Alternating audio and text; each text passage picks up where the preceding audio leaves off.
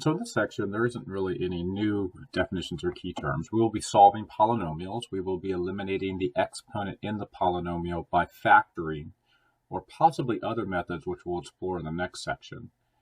We will be focusing mainly on graphing and looking at different ways to solve in this chapter. And again, you're just going to do the same thing we did with quadratics. Remember, quadratics are a type of polynomial. So we started with quadratics in the last chapter. And now we're going to be, now that we've learned how to name polynomials, learned their different exponents, learned their different graphs, we're now going to be solving by adding or subtracting to set the problem equal to 0, multiplying or dividing, getting rid of the exponent by factoring. There will be some factoring techniques in this in this section. And then we'll be dealing with any grouping symbols that come out of that. So you definitely want to check to see if your answers work. They're not extraneous because polynomials have a domain that is negative infinity to infinity, so your answer should work. They shouldn't come out to an extraneous answer. We'll see that again in the next section.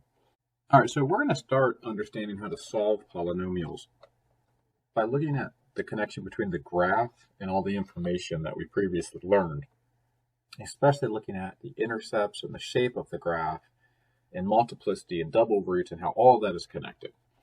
So let's first start by examining the x-intercepts of a function that's already in factored form. Please keep in mind that this problem has already been factored for us, and basically the rest of the chapter after this section is, well, how did I get these factors? But we start off by just giving them to you. So part A here, if we want to find the x-intercepts, what we're going to do is we are going to set f of x equal to 0. So it's going to look like this. Okay, and then reset the entire problem equal to 0. And the reason we do that is because it's already factored, and we learned in the quadratics chapter that when you have factors, you are in fact trying to do the zero product property. So we're going to apply the zero product property to this function. Now you might be saying, well, why are you writing that down twice, Mr. King? Because you can simply take the square root. Well, you don't need to, I don't know, I think it helps students understand to write this out twice when we talk about multiplicity, because you can physically see it twice. So then we set each of these equal to 0. And we do that, again, because of the zero product property. But we don't set a negative equal to 0. You only set terms that have variables equal to 0 to be able to solve those. The zero product property is used quite frequently in math. You know, in Algebra 1 and Geometry, you spend some time learning how to put your variables on the left and your numbers on the right and solve that way. But in upper level math, you use the zero product property frequently. So the first answer is just -3. The second answer would be to subtract 1 and then divide by 2, so you get -1/2. Here you get x equals +1, and you do get this again. And so this right here is that double root, that multiplicity of 2. So it says, find the x-intercepts, right? And so the x-intercepts would be in order. They would be 3, 0, -1/2, 0. And then you have only 1, 0, but you would want to make a little note that this has a multiplicity of 2, or some people call that a double root. They mean the same thing. Okay, so that's really important for when we look at the graph, and we'll look at that in just a moment. So the next thing is, well, what about the y-intercept? The y-intercept is the easier one, so keep that in mind. I remember back when I was taking Algebra 2, I actually found the y-intercept frequently first, just because I knew it was less work, and it gave me an answer and made me feel a little better about doing the problem. So maybe you start with the y-intercept. And the y-intercept is to plug 0 in, and that's when the negative actually matters, because, you know, for an x-intercept, you're solving. And for a y-intercept, you're just evaluating, you're simplifying. So you need the negative there if you're wondering, well, why didn't I care about it with the x-intercept? Because it actually matters for the y-intercept. So in this case, you get negative, and then 3, 0 plus 3 is 3, 2 times 0 plus 1 is 1, and then 0 minus 1 squared would be -1 squared, and this will all come out to -3 times 1 times +1, or -3. So my y-intercept is, I plug 0 in, and it outputted -3. Okay, so then we're going to keep going. Just take this stuff one at a time. Each particular problem is not very difficult, but if you try to just do it all at once, you know, it can get, I don't know, it might feel overwhelming. Do each part separately. So part C, to figure out the degree, normally you would have all this multiplied together and you would just look at the largest exponent. Well, you don't want to multiply all together. That's for the next example. You just want to be able to tell, well, it definitely helps to look at the fact that I wrote this down twice just count the number of x's, 1, 2, 3, 4. So if I multiply this together, it would be an x to the fourth problem, or a quartic, right? And so that's not really all that bad if you're just kind of looking at, well, if I multiply this together, how many would I have? The number of turns in the graph is always going to be one less than this degree. So this would be 3 turns will show up in this graph. It's always, again, one less than the highest exponent or the degree. The sign of the lead coefficient is why that negative mattered, right? That negative tells me that the sign of the lead coefficient is negative. And what that does is it affects the end behavior. And so over here, you can see that I did the graphing pieces that actually physically go on the graph. But on this part over here, I'm actually looking at, well, what is the graph going to do? And so for part F, let me explain how this works. You actually start with the right side end behavior. Right side meaning the right side of the graph on the x-axis right here. And that will always directly connect to the lead coefficient. If this is negative, no matter what kind of polynomial you have, this is going to go down to negative infinity. Okay? This being negative infinity right here in this case. So on the right side, the graph is going to go down because the lead coefficient is negative. However, on the left side, okay, f of x will do what its degree tells you to. And that's why we did all this, right? So the degree is a 4, and if the degree is even, then these will match. So what it's saying is, we start on the right side, it's going to be pointing down over here. And then we look to the left side over here, and we ask ourselves, is this even? Yes, it is. It will also point down over here. But if this were odd, if this were a 5, then it would have done the opposite. Start on the right, look at the degree. The degree tells you to do the same or the opposite of what the right side does. All right, so let's put all this together in a graph. The x-intercepts are, they're right here. So you have -3, then you have -0.5, and then you have 1. This one's a double root, so this is either going to go like this, or maybe it'll go like this. We'll see in just a second. And then we have a y-intercept, right? Our y-intercept is at 0, -3, so that's down here. And then we have to draw the graph with 3 turns through all of these dots on the graph. Well, we know we're going to start downward because that's what the end behavior told us. So we start going downward, and then we go through the graph. We intersect right here, go through the y-intercept, and then the double root will bounce me back down so I can then go down this way.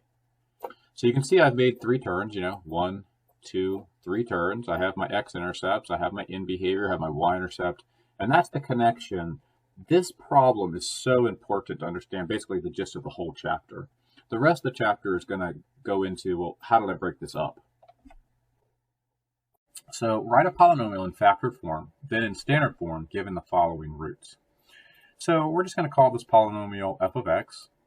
And when we do that, actually, let me use blue so that it's the same color as this. So f of x in factored form would simply be to write down that this would be x plus 1.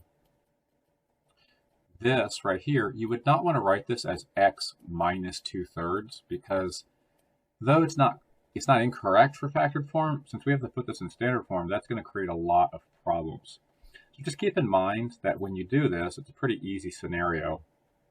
Every time, 100% of the time, what happens is that this 3 is being divided, so it becomes the coefficient.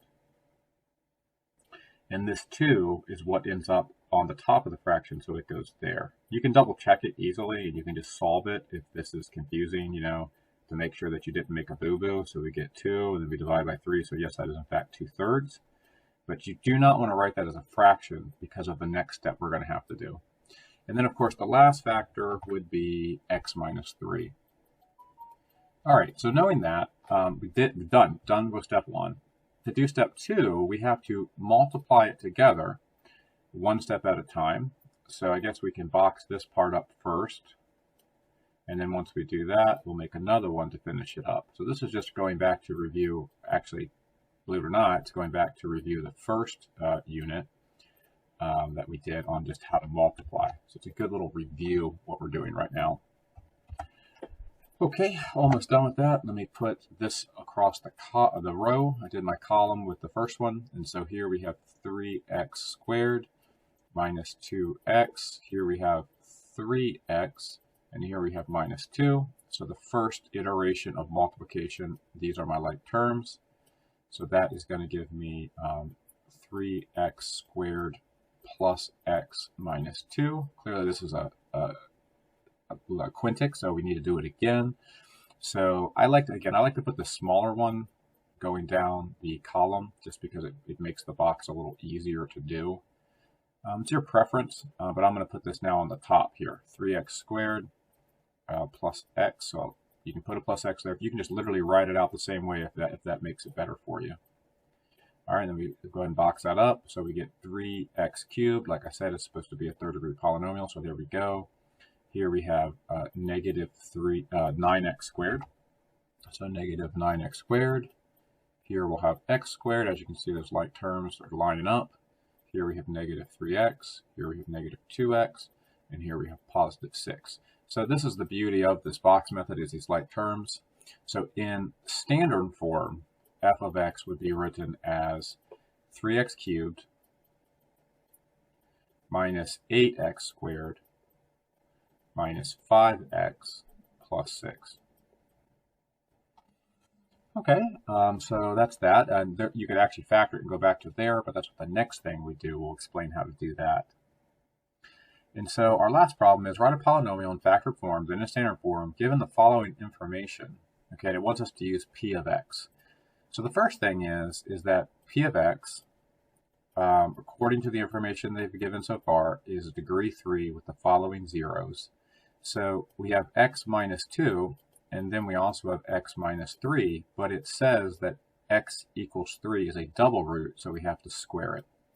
But then it gives us an extra piece of information that says p of 0 is equal to negative 36. And what that's going to do is it's going to find your lead coefficient. You may have noticed on both of these examples up here, we had a lead coefficient from these numbers here, and we knew this was negative. The question is, why is that negative? Why did we have that lead coefficient of 3?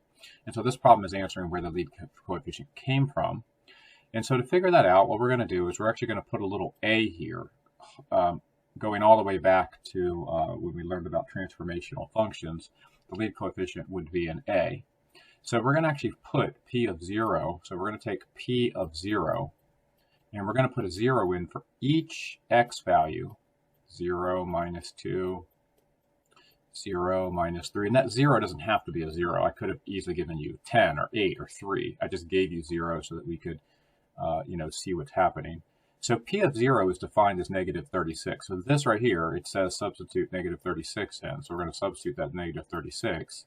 And then over here, we're going to simplify. So a is going to be multiplied by negative 2, and then multiplied again by negative 3 squared, which of course would be 9. So one more simplification here. And we get a would be negative 2 times 9, or negative 18. And then we would divide by negative 18 to figure out what the actual coefficient is. The reason that's important is because we now know the size of the graph and its end behavior. So this means that p of x would actually be equal to 2 times x minus 2 times x minus 3 squared. And so now the question is, okay, nice job, but now I want you to put it in standard form. So to put this in standard form, we're going to start by just multiplying the 2 and the x minus 2. So we would first get that we have 2x minus 3. This is, of course, p of x. And then we have this one, which is now x minus 3, x minus 3. So what I did there is I went from left to right, distributed my 2, and I wrote down the square as its proper form of 2 expressions. Then we will multiply this together. So 2x minus 3 and x minus 3. Same thing we did above now. It's kind of a repetitive process, but it gets you really good at being able to manipulate terms and pay attention to small details. So this would be negative 3x and then positive 9. So the first iteration of this multiplication is 2x squared. These are all like terms, so minus 9x plus 9. And then we're going to multiply that times x minus 3 again. So I'm just going to leave it there and just use it in my next multiplication. All right, so here we get 2x cubed minus 9x squared plus 9x. And here we get negative 6x squared plus 27x minus 27. I'm just going to double check everything. It's a little bit longer problem. Okay, so that looks good. And then here we have a cube square. You know you did a good job if these things line up with the same variable, but you want to make sure you also multiplied correctly.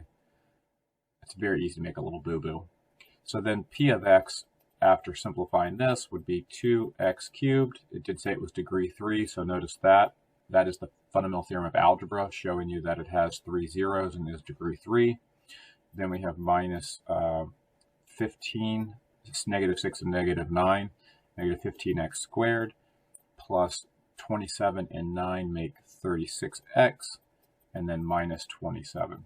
So now the last theorem we're going to talk about is, how did I get these zeros and factors to begin with? Because you've seen me use them in other videos, and you've seen me break apart a function using division, but the question is, how do I take this thing in standard form and break it apart? And that will be our last theorem for polynomials. So in these examples, we're going to take a look at some factoring techniques. So in a way, the definition key terms are kind of attached to the problems. So the first rule is called the cube rule, and we just looked at a cube example a second ago when we were doing division, but these are specific cubes that are called either the sum of cubes or the difference of cubes. And if A is a cubed term and B is a cubed term, then the factorization will always be A plus B, meaning the cube root of these terms, and then times a squared minus ab plus b squared. And for a minus, it's the exact same thing, but it's a minus and then two positives. And there's actually a mnemonic device called SOAP to help you with this, and this is how SOAP works. Same sign, so this will be the same sign no matter what. So same sign for addition, but then the O in SOAP is opposite signs, and then the last term is always positive. Same thing here, we have the same sign in our factorization for subtraction, and then the opposite sign, and then always positive. So let's take a look at how this works. All right, so if you think about x to the third power, the cube root of that number would be, what number did I multiply 3 times to get x cubed? So that would be x times x times x. And so the cube root of x is x, meaning a in the formula is x. And b would be the cube root of 27, and 27 is 3 times 3 times 3. So b would be 3. So this factorization is interesting. It's really a, do you recognize that you have the sum of cubes? And then once you do, you just write the formula down and put the answers directly into where they go. So here I'm going to put a parentheses, and I'm going to drop in whatever a is. A is x. Then I'm going to add that to b, right? b is 3, so parentheses 3. Kind of redundant at this point, but they're definitely not redundant in the next step. So here we have parentheses x, because it says to do a squared, and then minus x, and then b, which is 3, and the last one would be plus b squared. And then I actually have to evaluate anything that maybe is a product or an exponent to finish the problem out. So the answer would be x plus 3, meaning the factorization of this problem is x plus 3 times x squared minus 3x plus 9. Always write the coefficient before the variable. So here's a more robust example here. In this case, the cube root of 8x cubed, remember that would really be taking 2x times 2x times 2x. So a would be equal to the cube root of 8x cubed, which is 2x. And then the minus you ignore, because the minus is the formula. That's the whole same sign as the problem, opposite sign, always positive sign. So we're just going to look at 125y cubed. So that would be 5y times 5y times 5y. And so the cube root of 125y cubed is that b is equal to 5y. So my formula, again, I'm just going to write it in here. So my formula is going to be a minus b. I like to use parentheses because students make mistakes by not actually putting things correctly into the algebra step in the second step. And so then we have a parentheses squared, then the same sign here, but then opposite sign, that's the SOAP. So plus a times b, and then always positive sign for the last term, which is also squared. So now we just drop stuff in, right? So here we have 2x. This is also 2x. This is also 2x. Another way of thinking about this is the cube root, that's why I write this out 3 times, of 8x cubed is 2x because there are 3 of them, and you put 3 of them in the formula. So here we have 3 5y's. I'm going to put 3 of them in the formula. And that's why writing the formula down with appropriate parentheses and notation, it's not as cumbersome as you might think. And so then the factorization is this, but that reduces to 2x minus 5y. This is why the parentheses matter, because this will become 2x times 2x, which is 4x squared. 2x times 5y is 10xy, and then 5y squared is 25y squared. All right, so now let's take a look at the next method, which, by the way, this one is probably the hardest. And by the way, this is the only formula you have to memorize in Algebra 2 in the state of Virginia. Everything else is on the formula sheet. So this formula is extremely important to know, and it's the only one you have to memorize. You have to know it by heart on the standard of learning test at the end of the year. So the grouping method basically says that if I have a term where there's a common term here, and then there's a separate common term here, that it will break out with those common terms times whatever's left over. And the best thing to do is just show you how this works. That is the formula, or a version of it. Basically, the way this works is you cut the problem in half. Make sure you include the sign on the third term on the second half of the problem. Do not accidentally do that. So then you just basically act like this is a separate problem. And you ask yourself, well, what's the GCF here? The GCF is x squared. And when I take x squared out from x cubed, I have an x left plus 3. And then over here, you have to take that negative out. If the third term is negative, you have to take a negative out, and the common number between these two is negative 4. So if I divide this term by negative 4, I get x, and if I divide this term by negative 4, I get positive 3. And so do you see how they both have the same term? So you can write that term here, x plus 3, and then you can basically think about it like this. This term is being factored out, so it's being removed, and what's left is x squared minus 4. So x squared minus 4 is your other factor. One thing that'll happen with factorizations quite often is you have to look at them and determine if they factor again.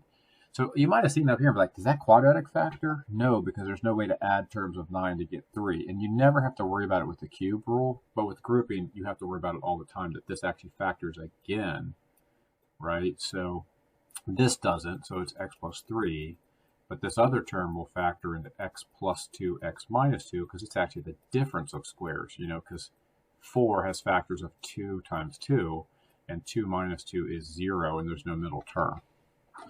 Let's take a look at another one over here, and this one's maybe more like the formula above. So if I split it in half, keeping this sign onto the third term, here I can remove a 5x, which would give me 2y. Be careful, we are dividing, so if you divide 5x and you divide a 5x here, it's very important that you actually know that that's 1, right? So here we take out a negative 4w because it's shared.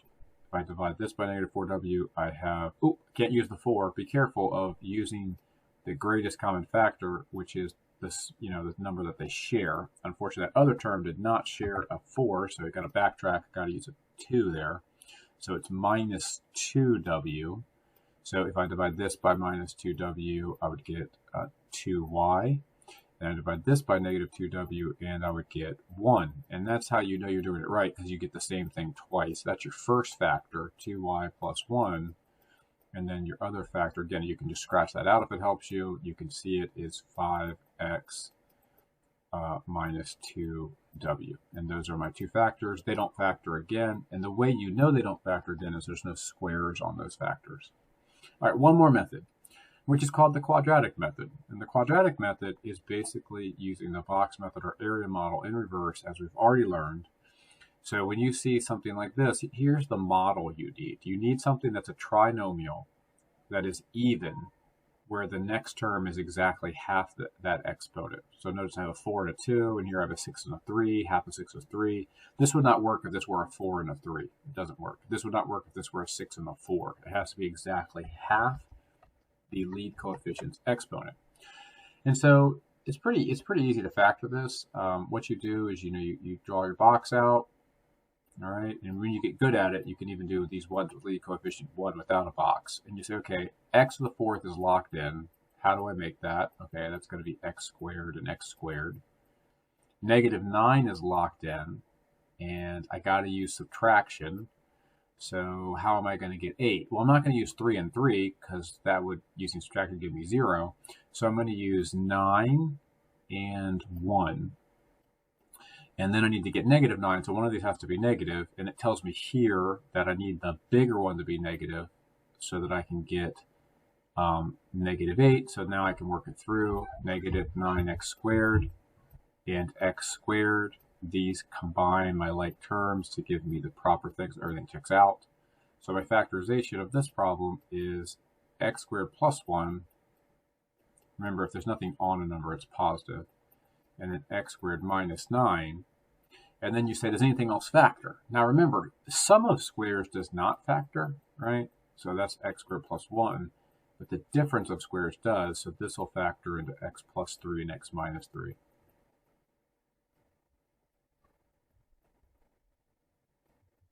All right, let's take a look at another one of those. And again, if you look at this and you say to yourself, I understand that it's 2 minus 1, you can just go right to the answer. The answer is x to the third power plus 2, and then x to the third power minus 1. You can do that by simply saying subtract the factors of 2, which are 1 times 2. 2 minus 1 is 1. I'm good. But let's take a look at the box method for those students who need a little bit more visual, and that's nothing wrong with that. Visualization is a great way to understand math. So this is locked in at x to the 6th. We know that we have an x to the third times x to the third to make x to the 6th, and that explains why the middle term has to be exactly half of the lead coefficient's degree, because of the fact that the first step makes you split it in half. Then we have a negative 2 here, which is locked in, and that can be made by 1 times 2, so I can put the 1 and the 2 anywhere I want. I'll make it 2 and 1. I need it to be negative, so if you can't quite figure it out, you can always put your 2 here and your 1 here, and then multiply through, and then say, okay, how do I get a middle term of positive 1? Well, if I'm going to combine like terms, this one would have to be negative. Okay, so that one's negative. All right, so that gives me the wrong answer, because when I put these together, I need a positive, so then you backtrack, right? So this is just the trial and error process that some students have to go through. We already know the answer. So then you say, okay, well, I put the negative on the wrong one because I checked it. So the negative must have gone here instead, which means the negative belongs there. And so now when you check 2x cubed plus negative 1x cubed, you do have positive 1. So if you need that extra support, use it. If you can go right to the answer, good. Now that being said, look at this problem. There's a cube right here that's a perfect cube. So yeah, you might have to use the cube rule to finish factoring. Luckily, there's no cube root of 2. So I'm not going to use the cube rule here. But in this problem here, a is equal to x, because we have x times x times x. And here we have 1 times 1 times 1, and it's the difference of squares. So in this case, b is 1, and so I am going to now do the difference of squares, which the way that works, again, is a same. B squared, opposite. AB, always positive. And then I can plug the numbers back in. So A is x, This will be x squared. I have another x here. Then I have a 1 and a 1. Remember, it's multiplied, and then a 1 squared. And notice, I did this on purpose. Notice this is what happens to students. They do a great job. Remember I said originally that it really helps to put those parentheses in there so that you don't accidentally forget things like squares or multiplying, right? So those parentheses are extremely important. The students will get the right answer 90% of the time, but they forget little pieces like that, and then they get frustrated because they get the wrong answer, even though they really understand it. They're just kind of being too quick with the answer. So now that I've put the correct framework in there, I can get the correct factorization and rest easy with the cube rule. This will never factor in. 1 cannot be added to get a 1. You'd have to have a 2 there, so that will never ever factor again if you did the cube rule correctly. So in these examples, we're going to use those techniques we just used from factoring, those factoring methods, and we're going to use them to solve equations so that we can find the x-intercepts, otherwise known as roots. So we're going to use a zero product property that we learned when we did quadratics to set them equal to 0 and sort of correlate what we have in the problem and try to figure out which factoring technique is presented to us. So I zeroed this side out because we always want to maintain the lead coefficient to be positive. That has not changed in our technique. And then I'm going to write it in order from greatest to least exponent. And we now have a equation set equal to 0. And we can see that there are 4 terms. And so 4 terms is an easy way to know that we're going to be grouping this. Make sure you keep the sign on the second half of the problem. You're going to factor out here a common factor of x squared. And if you divide x cubed by x squared, you get x. 2x squared divided by x squared, you get 2. And then over here, it looks like there's nothing, but you have to take something out. And the minimum number you have to take out during grouping is 1, or in this case, -1. So if we divide negative x by -1, we get x, and negative 2 divided by -1, we get 2. So we end up with a factorization that is in common of x plus 2. And then when you remove that factorization, you have x squared minus 1. Now keep in mind, we're not just factoring. Remember, the purpose of factoring is to either divide, which we're not doing, or solve, which is what we are doing. These are the only 2 reasons you would ever factor.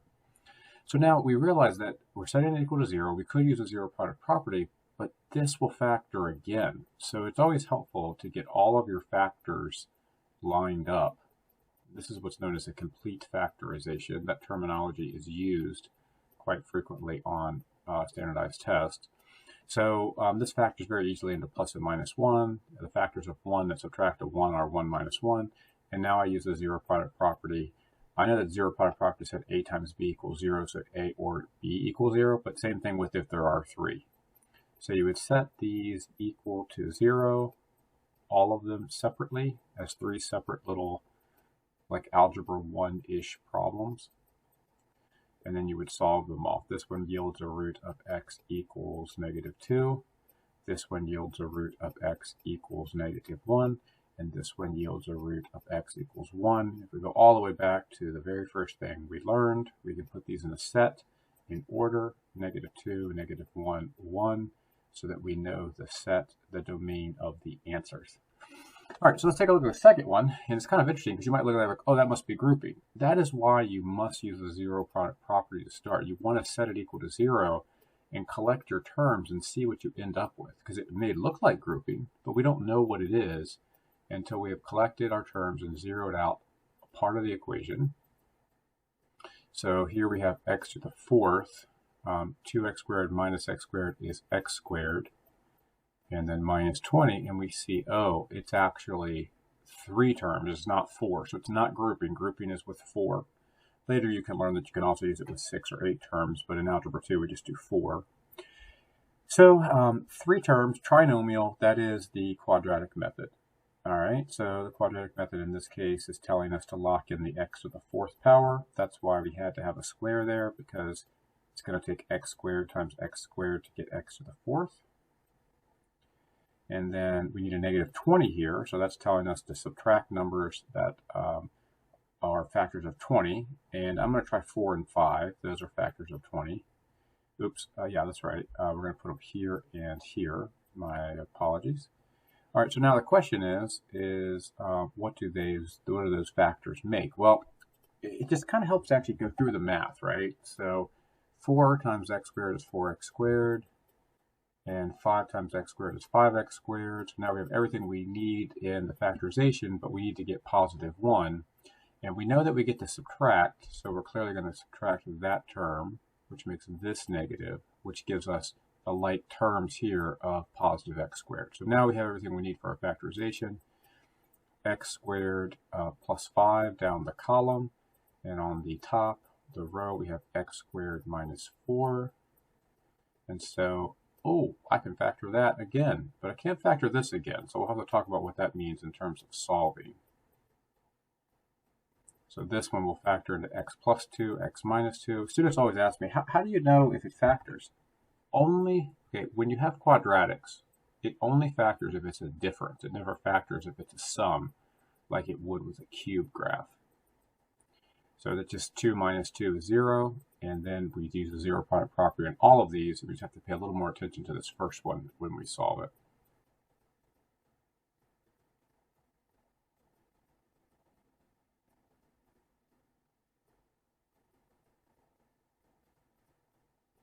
So when I take a look at this, these two are easy. Let's just solve them. X equals -2 and x equals 2. And so over here, we would subtract 5. So we get x squared is equal to -5. This is, if you remember the quadratic chapter, this has no bx term. So we're going to use the square root method. So I square root both sides, having a plus or minus. And so x would be equal to plus or minus the square root of -5, which is I root 5. So the question is, how do we organize these? Well, technically, you would need to say real solutions, right? We learned this earlier in the chapter. There are -2 and 2 in order. And there are complex or imaginary solutions. And those solutions are, if you want to put them in order, -I root 5. Oops, forgot to put the I in there. So -I root 5 and I root 5, and you can see clearly from what we learned earlier in the polynomials chapter, this is a 4th degree polynomial, so it should have 4 answers, including multiplicity and imaginary. So there are 2 real and 2 imaginary. Now you understand why I said those imaginaries always come in pairs. And if we go back and even look at the last example, there are 3 answers because it is a cube. So this one, guess what? It's going to have 3 answers. There might be some imaginary, might be some real. So let's start by subtracting the 27 on both sides. Let's see what ends up happening here.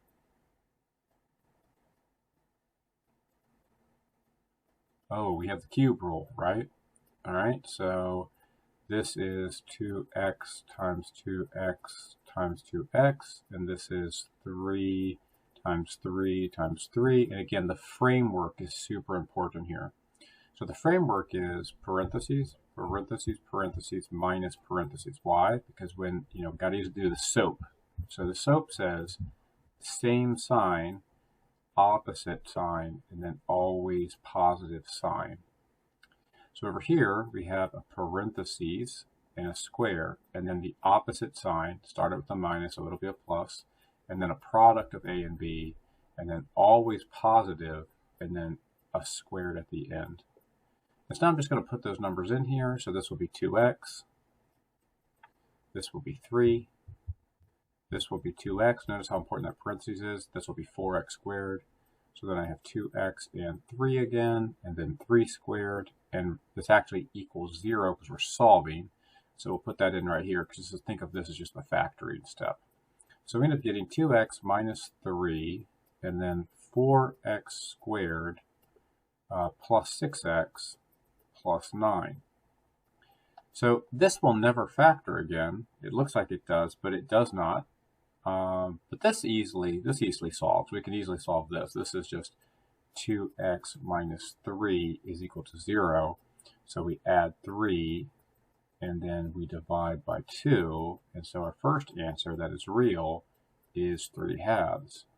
And what ends up happening on the other side is we have to think about our quadratic solving techniques. So there are three things. It does not factor. So we could either use completing the square, but that would mean we'd have to take a 4 out of a 6, which is not friendly. So we're going to be using the quadratic formula. So let's see what ends up happening with this. See if we get a real or imaginary solution. So here we would have 6 squared minus 4 times 4 times 9. So we end up getting 36. And then we have to subtract 4 times 4, which is 16, and 16 times 9 is 144. And if we take 36 and subtract 144, we get negative 108. So that's going to tell us, remember the concept here from the quadratic chapter. This tells me that I have two imaginary or complex answers. And that nice thing about math is math always makes sense in the long term.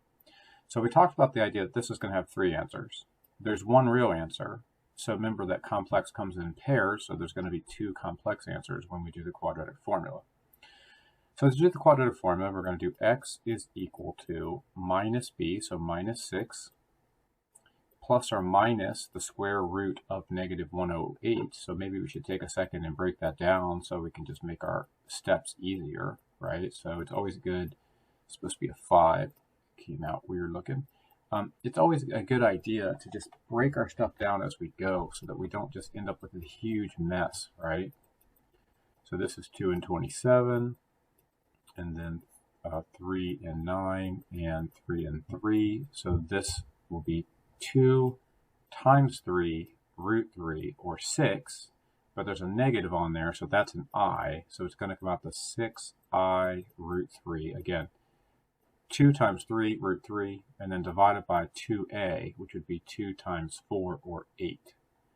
And then we're going to break that down by factoring out a common 2 in the top. So I can take out a 2 in the top, which gives me negative 3 plus or minus 3i root 3. And on the bottom, I have 2 times 4, and the 2's cancel. And that gives me my two imaginary answers. So it's kind of interesting, and you might want to get used to writing this. The 4 will divide on each part, so it's a good idea to get used to this alternate answer, which occurs quite frequently on standardized tests, where instead of just writing the 4 over one, a big thing, they write it over both. So here are my two complex answers, and here is my one real answer, and that is the fundamental theorem of algebra, that including duplicates and or imaginary or complex answers, if the sum of the answers equals to the degree. All right, I hope you enjoyed seeing how to factor and solve polynomials. There's more to come in the next video.